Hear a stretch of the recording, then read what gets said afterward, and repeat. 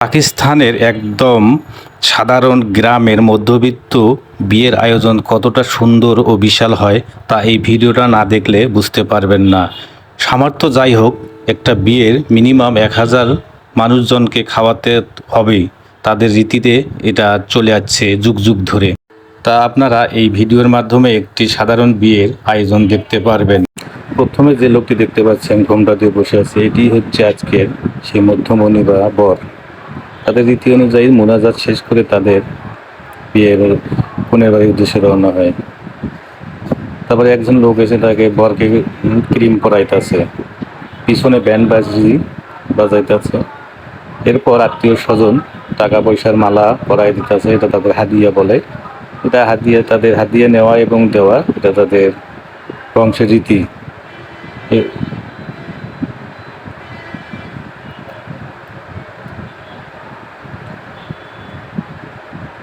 এইদিকে চলে যাওয়া যাক, যে এখানে রান্না বান্না হচ্ছে। দেখেন বাবুজি হাজার শত শত হাড়ির মধ্যে মাংস নাড়া দিতেছে। এদিকে বিরিয়ানির চাল, সিদ্ধ করা চাল এইভাবে ছাকানো হয়। এভাবে ছাকিয়ে আবার এদিকে আবার রুটির দই তৈরি করা হয়েছে, কারণ এদের মূল খাদ্যই হচ্ছে লাল আটার রুটি। এদিকে সিদ্ধ করার চালটাকে মুরগির মাংসের মধ্যে ঢেলে দেওয়া হচ্ছে বিরিয়ানি করার জন্য। মুরগির মাংসটা আগে থেকেই ভাজা ছিল।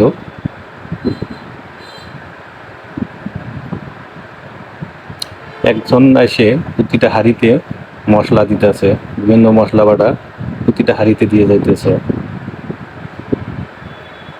আর এভাবে বাবুর্চি নাড়া দিতেছে যাতে মাংসের স্বাদটা সুন্দর হয়। অনেক বিশাল আয়োজন, বুঝতে হবে। সালাদ, এদিকে বেশ কয়েকজন সালাদ তৈরি করতেছে। দেখেন আয়োজনটা তো বিশাল, তাই সালাদ তো অনেক লাগবে, এই জন্য সালাদটা তারা অনেক কয়েকজন প্লেটে সাজাইতেছে।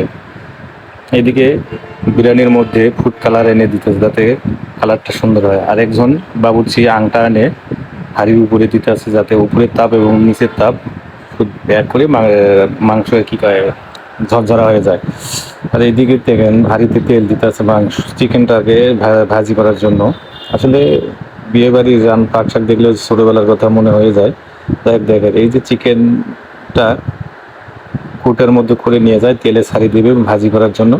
এখানে তেলে কৌটোতে এনে তেলেতে দিতে আছে যাতে সুন্দর ভাজি করা যায়।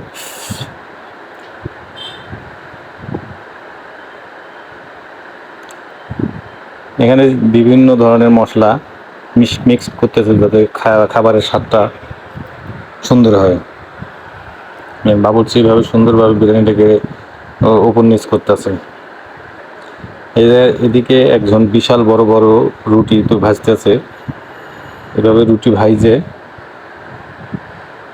আর ভিডিওটা আপনারা কে কোথা থেকে দেখতেছেন অবশ্যই কমেন্ট করে জানাবেন। আর রুটিটা হচ্ছে তাদের প্রধান খাদ্য। দেখেন 2 ভাগ করে মেহমানদেরকে খাদ্য দিবে।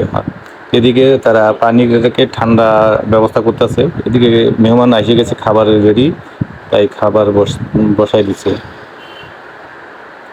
খাবার সার্ভ করতেছে এইভাবে। দেখেন মাংস দেখে জিভে জল আসে যাবে, অবশ্যই রান্নাটা দেখলে অবশ্যই জিভে জল আসবে। জলটাকে কন্ট্রোল করবেন। তো মেহমান যখন বসে গেছে অবশ্যই তো খাবার সার্ভ করতে হবে। দেখেন মেহমানরাও তো তাদের ইচ্ছা মতো খাবার উঠাই নিতেছে এবং খাইতেছে। সুন্দর একটা ট্রেডিশন। ভালো লাগলে